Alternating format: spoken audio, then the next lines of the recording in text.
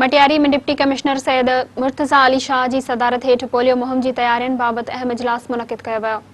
लतीफ़ाल मटियारी में पोलियो मुहिम बाबत मुनक़िद कयल अहम इजलास में मटियारी ज़िले जे 1,52,000 मासूम ॿारनि खे पोलियो खां बचाव जा फुड़ा पीआरण जो टारगेट मुक़रर किया वियो आहे। डिप्टी कमिश्नर मटियारी मुर्तज़ा शाह इजलास की सदारत कंदे चयो त 7 जून खां 11 जून 2021 ताईं थींदड़ पोलियो मुहिम खे कामयाब करण लाइ भरपूर कदम खया वञनि। डीसी मटियारी मुर्तज़ा शाह अमलदारनि खे हिदायत कंदे चयो त पोलियो खां बचाव जा फुड़ा पीआरण वारी मुहिम में अमलदार पंहिंजा फ़र्ज़ दयानतदारी सां अदा कनि। पोलियो मुहिम में कम कंदड़ टीमनि सां हर मुमकिन सहकार कयो वञे त जीअं पोलियो मुहिम जा 100 सैकड़ो नतीजा हासिल करे सघजनि।